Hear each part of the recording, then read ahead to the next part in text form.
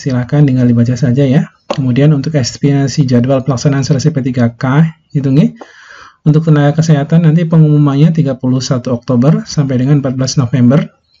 Kemudian untuk estimasi pelaksanaan teknis seleksi P3K tenaga teknis nanti pengumumannya ini tanggal 7 sampai 26 November 2000. Assalamualaikum warahmatullahi wabarakatuh. Selamat sore Sobat Persma. Jumpa lagi dengan saya di Mangga Persa, Edukasi dan Informasi. Sobat Persma, kali ini saya akan membahas tentang informasi yang tentunya ditunggu-tunggu oleh banyak Bapak Ibu guru, kemudian tenaga kesehatan dan non guru juga nih. Dimana untuk Oktober ini memang dijanjikan untuk pembukaan seleksi P3K guru, non guru dan tenaga teknis dan tenaga kesehatan nih.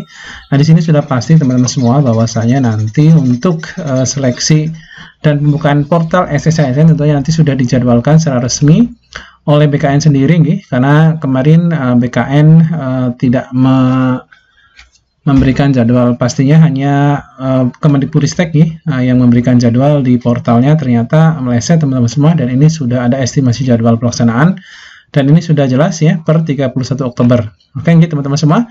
Sebelum saya mulai, bagi teman-teman semua yang baru menemukan channel ini, jangan lupa klik like, share, komen, dan subscribe untuk mendukung berkembangnya channel ini.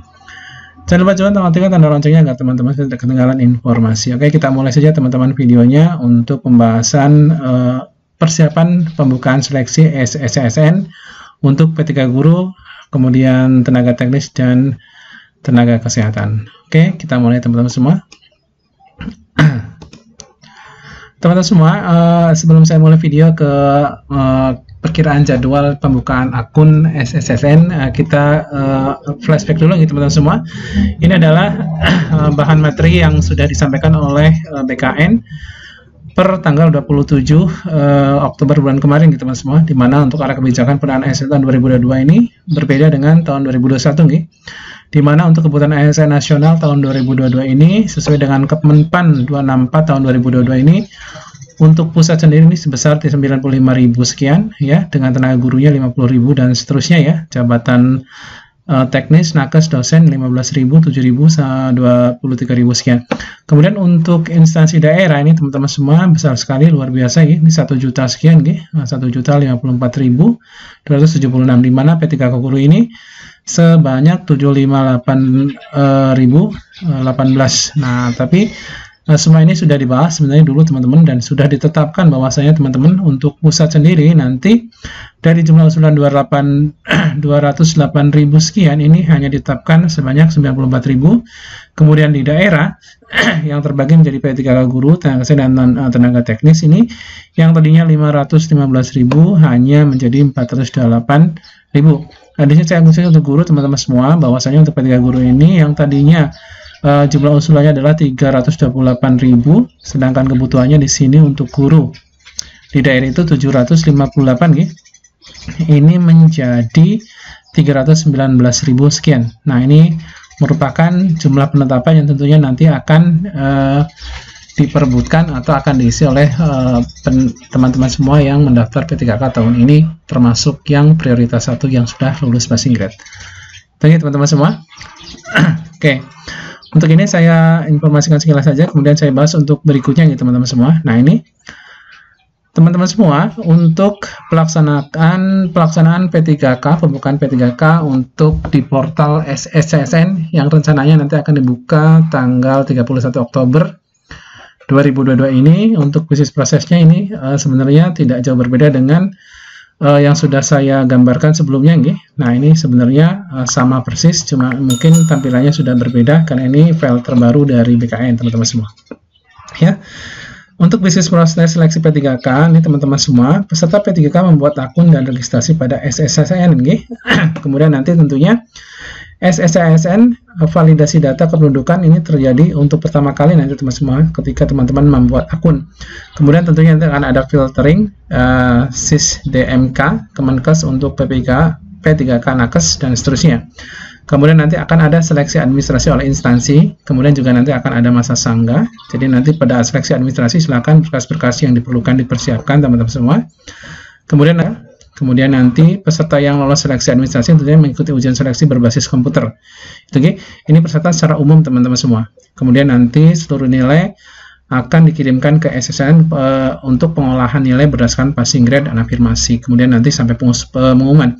Ini adalah proses secara umum. Nah, sedangkan kita ketahui bahwasanya untuk penerimaan P3K tahun ini terdiri dari teman-teman semua yang sudah lulus passing grade tahun lalu, artinya sudah memiliki akun, dan prosesnya sudah saya jelaskan di video saya sebelumnya.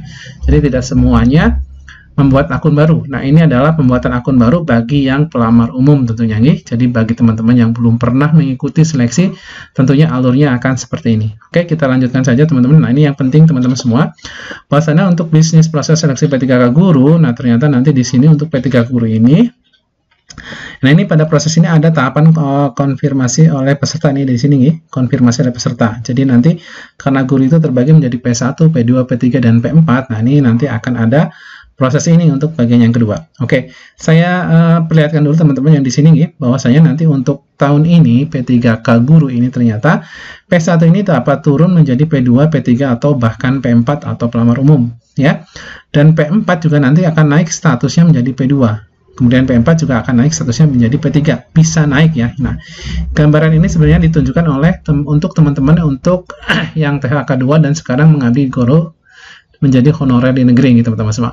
Bahwasanya dengan informasi tidak jadinya dihapus untuk honorer di negeri, bahwasanya nanti akan berpengaruh dengan persyaratan yang sebelumnya.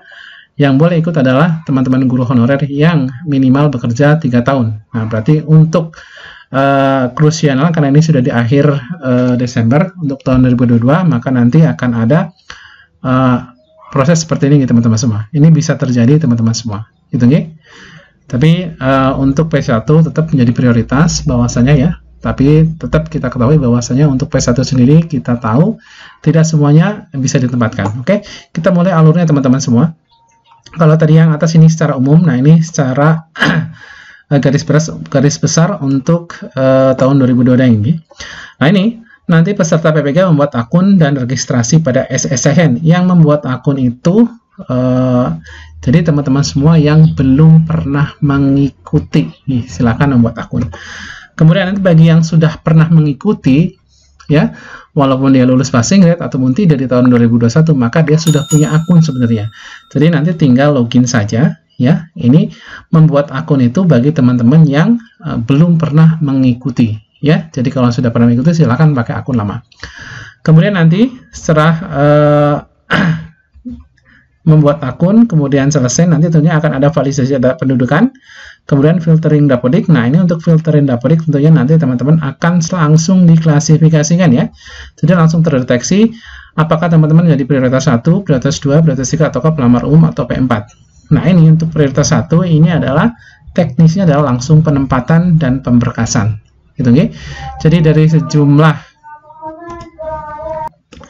ya, saya ulangi, dari sejumlah 193.000 sekian itu ternyata yang ditempatkan hanya sekitar 134.000 sekian ya. Jadi teman-teman semua untuk yang lulus passing grade pun ternyata tidak bisa ditempatkan, yang ditempatkan hanya 69%-nya saja. Gitu nggih.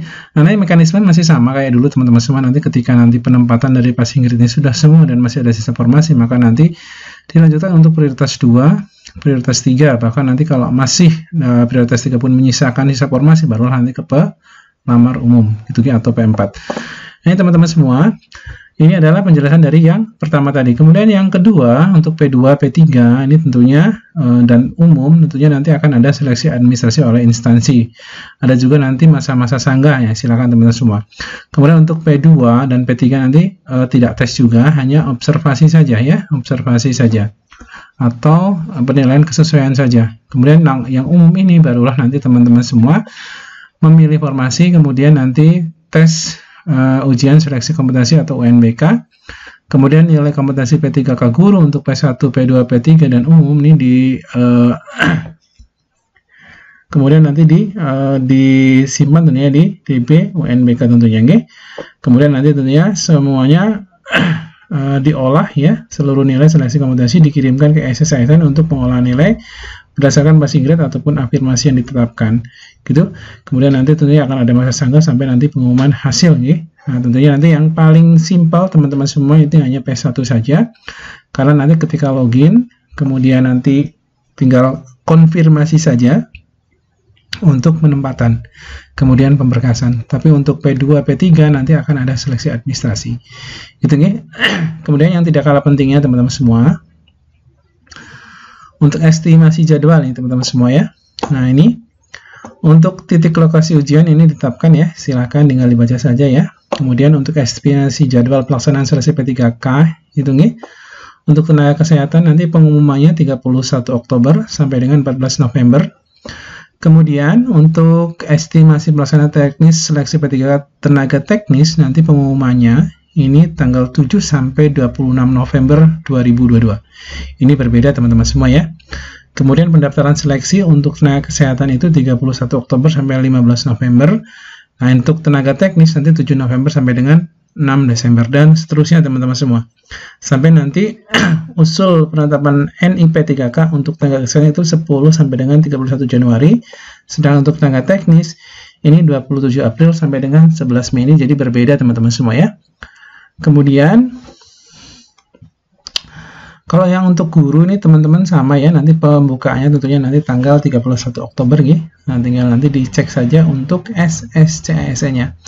Oke, untuk prosedur pelaksanaan CAT PKN ini teman-teman semua ini sama persis dengan yang sebelumnya nih. Nah ini, jadi untuk jadwalnya, untuk estimasi tenaga kesehatan dan tenaga medis ini sudah jelas. Untuk guru pun nanti diperkirakan 31 Oktober.